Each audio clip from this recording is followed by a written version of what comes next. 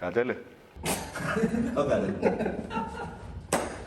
तो मैं उससे बोलूँगा कि डब्बा तो मैं दे दूंगा, तुम बना के दिखाओ, यहाँ पे हमारे साथ लग के आधे घंटे 1 घंटे मेहनत करके दिखाओ और रिजल्ट ला के दिखाओ। ऐसा नहीं है कि आप यहाँ बैठे बैठे हम कुर्सी पे प्रोटीन पीते रहें और हमारी बॉडी, हम उठ के जाएंगे तो हमारी बॉडी बनी मिलेगी हमें, ऐसा नहीं है। हेलो दोस्तों, नमस्कार, आदाब, सत श्री अकाल, राम राम। मैं वीर भाटी स्वागत करता हूं आपका हमारे शो में जिसका नाम है मोर देन देसी। और आज के जो हमारे गेस्ट हैं वो mister UP, mister north India, Sheru classic और एमेच्योर ओलंपिया में मेडलिस्ट रह चुके हैं। अगर एक लाइन में बोलूं तो बंदा एकदम दमदार है, सॉलिड है। सो प्लीज वेलकम हमारे आज के मोर देन देसी गेस्ट मिस्टर गौरव डेविड। तो गौरव जी, स्वागत है आपका हमारे शो पे। तो गौरव जी, सबसे पहले मैं जानना चाहूंगा कि आपका जो नाम है गौरव डेविड, तो आप अपने नाम में डेविड क्यों लगाते हैं? ये नाम गौरव डेविड, बेसिकली हम पूरा नाम गौरव डेढ़ा है। तो काफ़ी टाइम पहले क्या मतलब मेरे स्कूल में भी जो भी मेरा नाम लिखा गया था या 10th 12th की मार्कशीट में या जो भी मेरे डॉक्यूमेंट्स हैं सब में नाम डेविड ही है। तो ये बेसिकली हमने पहले ही काफ़ी टाइम पहले ही मॉडिफाई कर दिया था। काफ़ी लोगों ने करा था, आप सब ने, किसी ने तोमर ने टाइगर कर दिया था, तो हम लोगों ने कर दिया। और इस नाम का अब हमें बहुत बेनिफिट भी मिलता है क्योंकि डेविड नाम एक यूनिक हो गया। तो अब जैसे हम इस लाइन में हैं तो हमको जानते हैं लोग डेविड ब्रदर करके कि ये लोग डेविड ब्रदर्स हैं। चूँकि हम 2-3 भाई कंपटीशन जो खेलते हैं तो डेविड ब्रदर्स करके एक यूनिक आईडी बन गई है हमारी। तो ये है डेविड का राज जी। तो गौरव भाई, अब मैं जानना चाहूंगा कि आपकी जो बॉडी बिल्डिंग की जर्नी रही है उसके पीछे आपकी इंस्पिरेशन क्या है? किसको देख के, या फिर आपके मन में कब ख्याल आया, कब आपने सोचा कि बॉडी बिल्डिंग की तरफ जाना चाहिए? सर इंस्पिरेशन इसमें मेरी कोई ऐसा बाहर से नहीं है कि किसी को बाहर देख के। तो क्या है कि हमारे घर में ही माहौल ही ऐसा है। अब बड़े वाले भाई हैं सोनू भाई, वो भी मतलब मैं जब छोटा से था तब से देखता आ रहा हूँ कि जिम करते थे, अच्छी बॉडी थी। फिर और बड़े भाई हैं, राहुल भाई हैं कज़न ब्रदर, कुलदीप भाई हैं जो मेरे भाई हैं बड़े। तो सब लोग पहले से ही मतलब वर्कआउट इस फिटनेस लाइन में पहले से ही थे। तो बस इनके देखा देख फिर इनके साथ ही मैंने अपना वर्कआउट शुरू कर दिया। फिर देखते देखते एक रूटीन में चलते चला गया। सोनू भाई ने कॉम्पिटिशन खेले, कुलदीप भाई ने खेले, इन्होंने बोला अब तू भी शुरू हो जा भाई। चूँकि मेरी जेनेटिक्स थोड़े अच्छे थे तो जैसे ही मैंने शुरू करा तो थोड़ा मतलब बड़ी जल्दी रिजल्ट आने शुरू हो गए थे। तो लोगों ने बोलना शुरू करा, भाइयों ने मतलब मोटिवेट करा कि भाई तेरे रिजल्ट बड़े अच्छे आ रहे हैं, तेरे जेनेटिक्स बड़े अच्छे हैं, अगर तू ट्राई करेगा तो जल्दी ऊपर चला आ जाएगा बहुत। तो बस भाइयों ने बोला, मैंने फिर शुरू कर दिया इनके साथ साथ ही। वहीं से फिर जर्नी स्टार्ट हो गई अपनी। तो मतलब ऐसा आपका कोई प्री प्लान नहीं था? कोई प्री प्लान नहीं था। इनफैक्ट मैंने तो 2019 में ही अपना शुरू किया था। ज़्यादा पुराना टाइम नहीं है मेरा कि मैं 7-8 साल से 8-10 साल से कर रहा हूँ ये। बस 2019 में ही शुरू करा कंपटीशन खेलने, और जो भी मेडल लगे 2019 में लगे क्योंकि 20 तो पूरा लॉकडाउन में ख़राब हो गया कोरोना के चक्कर में। तो गौरव जी, मैं जानना चाहूंगा कि आपका जो सबसे पहला कंपटीशन था वो क्या था, और उसके बाद आपने कितने कॉम्पिटिशन्स अभी तक खेले हैं, क्या आपके अचीवमेंट्स रही है? पहला जो कंपटीशन था मेरा मैंने शुरुआत ही शेरू क्लासिक से ही करी थी। ओके। कि इंडिया का जो टॉप मोस्ट कंपटीशन होता है, शो होता है, इवेंट, उसी से शुरुआत करी थी मैंने। हुआ क्या था कि एक हमारा मतलब हमारा लेवल, हमने अपना जो बेसिक लेवल होता है ना वही हमने इतना अप करके चले थे। वरना जनरल लोग क्या होते हैं कि बड़ा इस मतलब छोटे छोटे डिस्ट्रिक्ट से खेलना शुरू करते हैं तो एक टॉप लेवल पहुंचने में उन्हें कई साल लग जाते हैं। तो हुआ ये कि 2019 में ही जब हुआ था जून जुलाई में हुआ था शेरू क्लासिक दिल्ली में प्रगति मैदान में। तो वहीं पे जब खेला था सोनू भाई ने भी, कुलदीप भाई ने भी और मैंने भी, तो इनों के साथ ही मेरा पहला डेब्यू वही था। उसी में ही पहले मतलब इंडिया के टॉप मोस्ट बॉडी बिल्डर आते हैं उसमें, तो उसी में मतलब सिलेक्शन हुआ था मेरा। कम से कम मेरी जो कैटेगरी थी, डी कैटेगरी जाती है, 70 to 80 एथलीट थे मेरी कैटेगरी में। तो उसमें पहले कॉल आउट में आना, टॉप 5 में सिलेक्शन होना, वही बहुत बड़ी बात थी मेरे लिए। उसके बाद फिर अपना हम लोगों ने पता लगा कि मिस्टर उसमें एमेच्योर ओलंपिया होगा नवंबर में मुंबई में, उसकी प्रेप स्टार्ट करी। उसके बीच में हमें जो भी शो मिले हम उसमें खेलते चले गए। जैसे कि मिस्टर यूपी हुआ था, उसमें दिन के दिन खेलने गए, वहाँ मेडल लगा मेरा। उसके बाद नॉर्थ इंडिया का पता लगा कि कालकाजी में मिस्टर नॉर्थ इंडिया हो रहा है, वो खेलने गए तो उसमें मेरा गोल्ड मेडल लगा था। भाई ने भी खेला था, भाई का भी गोल्ड मेडल लगा था, ओवरऑल कैटेगरी में हमारे पास ही आई थी। फिर उसके बाद गए हम लोग मुंबई मिस्टर एमेचर ओलंपिया खेलने। तो बस वो खेले, वहाँ तो लेवल ही अलग है, वो तो मतलब इंटरनेशनल लेवल है वहाँ तो। ऑल ओवर वर्ल्ड से एथलीट आते हैं, 700-800 एथलीट करीबन करीबन। जिसमें हुआ फिर सिलेक्शन, मेरी कैटेगरी में 100 से ज़्यादा लोग थे, तो जिसमें टॉप 5 में हुआ था मेरा उसमें सिलेक्शन। तो हमारी कंट्री से 2 लोग थे, एक मैं था और एक और बंदा था, बाकी 3 एथलीट बाहर के थे। उसमें फिर मेरा मेडल लगा था। तो गौरव जी, जो आपका एक प्रेप टाइम होता है और एक जो प्रेप के बाद का जो रिलैक्सेशन वाला टाइम होता है, तो इन दोनों टाइम में आपका क्या रूटीन रहता है, क्या शेड्यूल रहता है? सर होता क्या है कि इसमें अब हम प्रेप स्टार्ट कर दिए हम लोगों ने। तो क्या है कि सब कुछ हमारा जितनी भी मील्स होंगी सब कैलकुलेटेड होंगी, कैलोरीज जितनी हम खाएंगे वो सब कैलकुलेटेड होंगी। हमें कितना टाइम कार्डियो करना है, कितना हमें ट्रेनिंग करनी है, कितना रेस्ट करना है, सब कुछ वो प्लान होता है। वो हमारा मतलब हमारी बॉडी के हिसाब से, मंथ के हिसाब से, दिनों के हिसाब से, जैसा हमारे में रिजल्ट दिख रहा है हमें, जो हमें रिक्वायरमेंट है उसके अकॉर्डिंग हम चेंज करते रहते हैं। ऑफ सीजन में क्या होता है कि ऑफ सीजन में हमारे पास टाइम है, हम अच्छा रेस्ट करते हैं। हमारा बॉडी का वीक पार्ट है, मतलब जो भी हम अपना मसल मास पुट ऑन कर सकते हैं, ऑफ सीजन में हम उस पर काम करते हैं। और ऑन सीजन में जब प्रेप स्टार्ट होती है फिर तो हमारी बस शो की तैयारी रहती है। तो एक जो प्रेप के टाइम जो डाइट होती है, मैंने सुना है कि वो मतलब इतनी ज़्यादा टेस्टी नहीं होती, और आप जब तक प्रेप टेस्ट करते तो हो, इसमें भूल ही जाओ, बिल्कुल आप टेस्ट तो भूल ही जाओ। जब तक आप प्रेप करते हो तो आपको वही खाना होता है और कई कई घंटों की ट्रेनिंग होती है। तो इन सब में लगे रहने के लिए क्या चीज़ मोटिवेट करती है आपको कि वो टेस्टलेस खाना भी खाना है और 5-6 घंटे की ट्रेनिंग भी करनी है? आखिर क्यों? ये तो सर ये डिपेंड करता है कि अब हम एथलीट हैं, ठीक है, हमको शो खेलने हैं। अब ये कि उसकी जो होता है ना मेन कि किसी बंदे की क्या है, विश क्या है, इच्छा क्या है, वो खुद वो कहाँ देखना चाहता है। अब सपोज करो मेरे पास 5 लाख रुपए हैं, आपके पास भी 5 लाख रुपए हैं। अगर मैं एथलीट हूँ, आप एक बिजनेसमैन हो, तो मैं उनके 4.5 लाख रुपए अपना प्रेप पे लगा दूंगा। और इसमें रिटर्न की कोई गारंटी नहीं है कि आप अगर 5 लाख रुपए 4 लाख रुपए लगा रहे हो तो आपको रिटर्न कुछ मिलेगा, आपकी प्लेस लगेगी या नहीं लगेगी। तो ये एक सोच हो जाती है बंदे की कि किसका कितना किस चीज़ में इंटरेस्ट है, तो मैं लगा दूंगा। अगर आप एक बिजनेसमैन आदमी हो तो आप बस जिम में एक मेंबरशिप ले लोगे अपनी 20-30 हज़ार में, दैट्स इट। तो ये फ़र्क होता है। उसके बाद अगर बात आती है डाइट की, हमारे खाने की, तो टेस्ट तो आप भूल ही जाओ, ठीक है। आप बस न्यूट्रिशन काउंट करो, आप देखो कि तुम्हारे उस डाइट में कितना प्रोटीन आपको मिल रहा है, कितना कार्ब्स मिल रहा है, कितना फैट मिल रहा है, और कितना तुम्हारे इसमें मतलब जो हमें micro and macro nutrient count करने होते हैं उसके अकॉर्डिंग, मतलब अपने पूरा का पूरा गोल के ऊपर। टेस्ट तो आप उसमें भूल ही जाओ बस। तो मतलब अगर आपको बॉडी बिल्डिंग में कुछ करना है तो टेस्ट आपकी लाइफ से चला जाएगा। टेस्ट चला जाएगा। चीट मील होती है, कभी कभार चीट मील हो जाती है, वो होती है, मैं भी लेता हूँ जनरली। बट वो है कि आपको 10 दिन में 1 दिन कोई मील मिल गई खाने के लिए, ऐसे है। पर आप सोचोगे आप डेली आप हलवा खा रहे हो या फिर बर्गर खा रहे हो, पिज़्ज़ा खा रहे हो, वो आप भूल जाओ फिर। तो जैसा आप बात कर रहे हैं चीट मील की, तो चीट मील में आप क्या खाना पसंद करते हैं? चीट मील में जैसे कि जनरली मेरा क्या है कि मेरे को मीठा खाना बहुत पसंद है, ठीक है। तो मैं प्रेफर करता हूँ कि मीठे में ही जितना मेरे को हो जाए, ठीक है, तो मीठा खा लेता हूँ। और कभी कभार घर का अपना बढ़िया घी भी डाल के खाना खा लिया, और बाहर आए तो कभी पिज़्ज़ा वगैरह इस तरह से कोल्ड ड्रिंक वगैरह पी ली, बट ये कभी कभार। तो गौरव जी, मैंने सुना है कि जो प्रेप टाइम होता है, जो कंपटीशन का जो टाइम होता है, उससे 4-5 दिन पहले या 1 वीक पहले का जो टाइम होता है, इस बीच जो एथलीट है वो काफ़ी चिड़चिड़ा हो जाता है। आप खुद देखिए ना, आप चलो आप सपोज करो आप कुछ ऐसा नहीं कर रहे, आप 1 या 2 दिन पानी छोड़ के देखिए, और फिर आप देखिए कि आपको स्टेज पे जाना है और 100-150 बंदों को आगे खड़े होके आपको पोजिंग करनी है। तो बस वही है। और बाकी हमारा जो सॉल्ट चलते हैं इसमें थोड़ा उसकी वजह से भी होता है।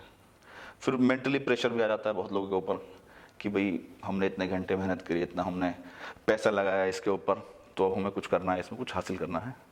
तो बहुत सारे रीज़न होते हैं इस चीज़ के पीछे। तो मतलब उस टाइम पे एथलीट जो है वो थोड़ा शॉर्ट टेम्पर्ड हो जाता है। शॉर्ट टेम्पर्ड हो जाता है। ऐसे टाइम पे एथलीट को आप ज़्यादा से ज़्यादा रिलैक्स कराने की कोशिश करो, डिस्टर्ब बिल्कुल मत करो, जितना हो सके उसे बिल्कुल नॉर्मल रखो, जो बोल रहा है उसे वो देते रहो, बिल्कुल उसे उस पर कोई जिम्मेदारी मत दो। मतलब सिर्फ मतलब बच्चे की तरह रखो उसे। नॉर्मल बात करो, ज्यादा तू तड़ाक करोगे तो फिर रिस्क जो होगा फिर आगे risk आप खुद जिम्मेदार है। मत उससे किसी काम के लिए बोलो, घर के काम के लिए कि भाई तू ये कर ले वो कर ले, कुछ मत बोलो उससे। तो गौरव जी अब बढ़ते हैं हमारे अगले राउंड की तरफ। जी। ये जो हमारा राउंड है ये थोड़ा सा यूनिक राउंड है और इस राउंड का नाम भी यूनिक है। तो जो हमारा राउंड है इसका नाम है टैलेंट का टोकरा। अच्छा। इसमें हम क्या करते हैं, इसमें हम आपके सामने कुछ चिट्स रखेंगे, उसमें से आपको एक चिट उठानी है और उस चिट में जो भी लिखा होगा वो आपको करना है हमारी ऑडियंस के लिए। तो रेडी आप? जी बिल्कुल। तो गौरव जी ये है हमारा टैलेंट का टोकरा। एक चिट उठाइए, देखते हैं आपके नसीब में क्या है। जी।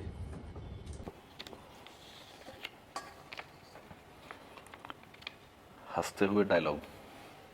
थोड़ा सा आपके लिए इसे इजी बना देता हूँ। जी। आप कोई भी अपना मनपसंद डायलॉग आप हंसते हुए बोलिए। काजल, अब आ जाए।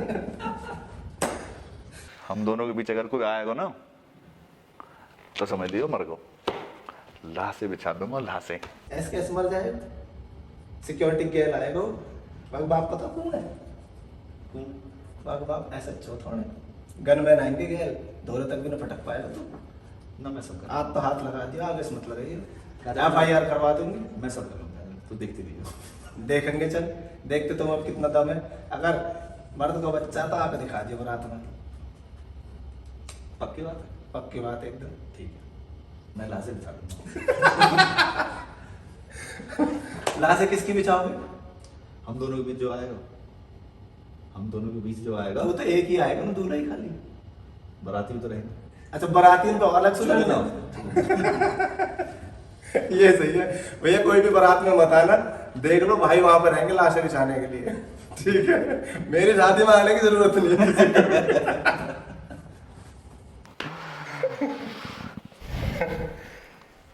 तो भाई एक चीज पे ना मुझे आपकी राय जाननी है। जी। आपने भी सुना होगा काफी बार कि जब कोई लड़का एक अच्छी बॉडी बना लेता है, एक अच्छी फिजिक बना लेता है, तो बहुत सारे लोग उस सब के लिए बोलते हैं कि भाई ये तो डब्बा खा के या सप्लीमेंट लेके बॉडी बनाई है। डब्बा सप्लीमेंट लेके ना कोई भी बॉडी बना लेगा, मैं कहूँगा मैं भी बॉडी बना लूंगा। तो जो ये लोग ऐसा बोलते हैं तो इसके बारे में आपकी क्या राय है, क्या बोलना चाहोगे आप? इसके बारे में राय क्या है? इसके बारे में यही है कि जो लोग ऐसा बोल रहे हैं ना, हालांकि अगर कोई मेरे से बोलेगा तो मैं तो जिम में बैठा हूँ, जिम तक आएगा तो मैं उससे बोलूँगा कि डब्बा तुम्हें दे दूँगा, तुम बना के दिखाओ, यहाँ पे हमारे साथ लग के आधे घंटे 1 घंटे मेहनत करके दिखाओ और रिजल्ट ला के दिखाओ। अगर डब्बा खाने से बॉडी बन जाती बिना वर्कआउट करे, तो डब्बा तो पैसे दे के कोई भी लेके खा सकता है, मतलब जिस बंदा जो भी रिच है, जिस पे थोड़ा पैसा है, तो डब्बा खा के तो ऐसे बन जाती है। बट उसके लिए हमें वर्कआउट करना होता है, मेहनत करनी होती है, आपका अपने रूटीन में से टाइम निकाल के फिर डेडिकेशन के साथ में अपना पूरी मील लेनी होती है। वही बात है कि अपना वो टेस्ट भूलना पड़ेगा, पूरा कुछ उसमें सिस्टम चलता है। सुना कि डब्बा खाया और एकदम से बन गई बॉडी। मतलब सप्लीमेंटेशन जो है एक छोटा सा पार्ट है सिर्फ आपकी जर्नी का। बाकी मेन जो है, जो आपका हार्ड वर्क है, डेडिकेशन, जो आपका वर्कआउट है और जो आपकी डाइट है, वो मेन इंपॉर्टेंट। मतलब ये एक इस तरह से चलता है कि है तो रिक्वायरमेंट भी है इसकी। अगर आप मैं बोलूँ कि भाई मैं सप्लीमेंट नहीं लेता, ठीक है, और मैंने ऐसी अपने ये ऐसी फिजिक बना ली है बस जिम करके, तो ऐसा नहीं है। जिम मैंने करी है, सपोज करो 1 घंटा वर्कआउट करा, हमने अपनी मसल्स को अच्छे से ब्रेक कर दिया। अब उनकी रिपेयर करने के लिए क्या चाहिए हमें? प्रोटीन चाहिए हमें। अगर नॉर्मल मैं अपनी डाइट से नहीं कर पा रहा पूरी, सपोज करो कि कुछ लोग जैसे ट्यूसडे में नहीं खाता, मैं ट्यूसडे में नॉनवेज नहीं खाऊंगा, तो मैं प्रोटीन कैसे लूँगा?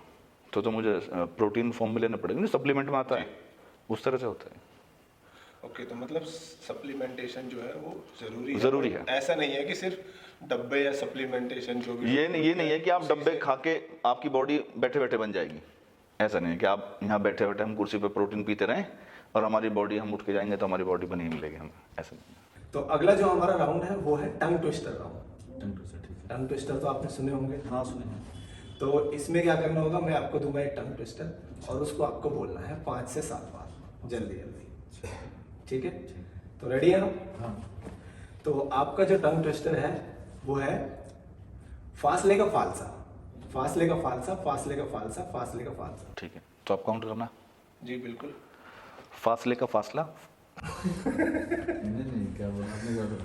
फासले का फालसा। अच्छा, फासले का फालसा। फासले का फासले का फालसा। जी फासले का फालसा, फासले का फालसा, फासले का फालसा, फासले का फालसा, फासले का फालसा। बहुत बढ़िया गौरव जी। तो अभी हम बढ़ते हैं अपने नेक्स्ट राउंड की तरफ। ठीक है, ये जो हमारा राउंड है ये बिल्कुल ही देसी राउंड है एकदम। तो जैसे हमारा जो बैकग्राउंड है वो देसी है, हम देसी कल्चर से बिलोंग करते हैं, तो हमारा राउंड भी बिल्कुल देसी है। इसमें हम क्या करेंगे, इसमें हम आपको देंगे एक डायलॉग। ठीक है, वो बॉलीवुड का डायलॉग होगा कोई भी, उस डायलॉग को आपको जो है अपनी लैंग्वेज में, जो हमारी देसी लैंग्वेज है, जो देहाती हमारी भाषा है, उसमें आपको बोलना है। अच्छा ठीक है, ठीक। तो रेडी है आप? हाँ बिल्कुल। तो गौरव जी, आपका डायलॉग है अक्षय कुमार जी का, और डायलॉग कुछ इस तरह से है कि जो मैं बोलता हूँ वो मैं करता हूँ, और जो मैं नहीं बोलता वो मैं डेफिनेटली करता हूँ। तो इस डायलॉग को आपको गुजरी भाषा में, देसी भाषा में बोलना है। सुन मेरी बात, जो मैं बोलूँ ना वो मैं करूँ भी हूँ, ठीक है, और जो मैं ना बोलता वो तो मैं कतई करूँ। आई समझ में? बिल्कुल भाई, आगे से गलती ना होगी, आपको माफ कर दो, बस। क्षमा दे दो हमें। बहुत तो गौरव जी, अब मैं चाहूंगा कि जो आपके जो चाहने वाले हैं, आपके जो फॉलोअर्स हैं, जो आपको सपोर्ट करते हैं, अब उनके लिए 2 लाइन बोले। जो मेरे चाहने वाले हैं उनके लिए तो मैं बस यही कहूँगा कि बहुत बहुत धन्यवाद, जो इतना प्यार दिया, सपोर्ट करा। और बेसिकली फैमिली है मेरी, उसने बहुत सपोर्ट करा था। और जितने भी लोग हैं जो मतलब मेरी अचीवमेंट को देख के खुश होते हैं, ठीक है, मेरी सोशल मीडिया पे स्टोरी पोस्ट वगैरह शेयर करते हैं, अपलोड करते हैं, उनके लिए बहुत बहुत धन्यवाद। और दूसरा ये कि मेरी कभी भी कोई हेल्प चाहिए जाए, रिक्वायरमेंट हो कि जहाँ पे यहाँ गौरव हमारी हेल्प कर सकता है, फिटनेस से रिलेटेड कोई भी क्वेरी हो, तो डायरेक्ट मुझे किसी भी सोशल मीडिया हैंडल पे, इंस्टाग्राम हुआ, फेसबुक हुआ, या कहीं पे भी मैसेज करोगे तो मैं उसका डेफिनेटली रिप्लाई करूँगा।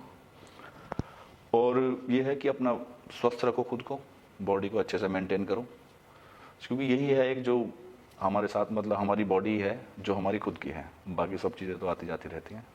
तो हमको अपना हेल्थ सबसे पहले मेंटेन करनी है, फिट रखनी है, उसके बाद सब कुछ है। जी बिल्कुल गौरव जी, हेल्थ जो है वो सबसे पहले आती है, जो फर्स्ट प्रायोरिटी है। जी। आप स्वस्थ हो तभी आप कुछ कर पाओगे। जी। तो गौरव जी, अब मैं चाहूँगा, जैसे आप जो है एक देसी बैकग्राउंड से बिलोंग करते हैं, देसी कल्चर से, तो मैं चाहूँगा कि आप कुछ हमारे देसी कल्चर के बारे में कुछ बताएं हमारी ऑडियंस को। देसी कल्चर क्या है कि जी हमारा जो ये कल्चर है, हमारा समाज है जो देसी जैसे बोलते हैं, तो इसमें ना मैं जो देखता हूँ कि एक तो प्यार बहुत है लोगों में जी। ठीक है, कि जैसे कहीं भी कोई मिल गया कहीं दूर का और उसने बता दिया कि भाई मैं फलाने गांव से हूँ, तो एकदम ऐसा होता है कि ये तो भाई है जी बिल्कुल। है ना। और गांव में जैसे कि मैं इधर रह रहा हूँ और काफ़ी दूर किसी दूसरे बंदे का घर है, तो बिल्कुल माहौल एकदम घर परिवार जैसा होता है। जैसे आप देखो सोसाइटी में पड़ोसी को लोग नहीं जानते, नाम से कौन है क्या है किसी को मतलब नहीं है। सेक्टर में आते हैं कि दूसरे ब्लॉक में कौन रहता है किसी कुछ पता ही नहीं है। तो गांव का ये है कि हमारे समाज का कि 100 किलोमीटर दूर या 70 किलोमीटर दूर का कोई भी बंदा मिल जाएगा ना, तो प्यार बहुत होता है लोगों में। और किसी की कोई समस्या हो तो बिल्कुल उसके लिए आधी रात के लिए खड़े रहते हैं तैयार कि भाई हम हैं तेरे लिए। और ये भी है कि कभी किसी की ये जो होते हैं कि काट कर नहीं, लेग पुलिंग बोलते हैं कि कोई अगर बढ़ रहा है ऊपर जा रहा है तो लोग खुश होते हैं कि हमारा समाज का बंदा नाम कर रहा है, हमारा ऊपर जा रहा है। तो ये बड़ा अच्छा है कि हमारे समाज में प्यार बहुत है लोगों में। तो जो भी भाई इस वीडियो को देख रहा है, अगर गौरव जी के साथ ट्रेनिंग करना चाहता है या उनसे कुछ क्वेरीज है वो पूछना चाहता है, कुछ टिप्स लेना चाहते हैं, तो भाई के जो भी सोशल मीडिया के जो हैंडल्स है वो मैं नीचे डिस्क्रिप्शन में दे दूंगा। आप वहाँ पे जाके भाई से अपनी क्वेरी पूछ सकते हैं, मैसेज ड्रॉप कर सकते हैं। और रिक्वेस्ट करूँगा कि भाई को ज़्यादा से ज़्यादा फॉलो करें, सपोर्ट करें।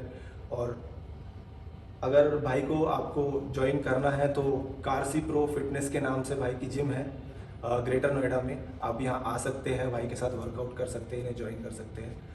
और अगर यहाँ तक आए हैं तो प्लीज़ इस वीडियो को शेयर करें, कमेंट करें और अपना फीडबैक ज़रूर दें। आपका फीडबैक बहुत ही ज़्यादा इंपॉर्टेंट है हमारे लिए। आपका फीडबैक ही है जो हमें बेहतर बनाएगा। So thank you so much यहाँ तक वीडियो देखने के लिए। राम राम।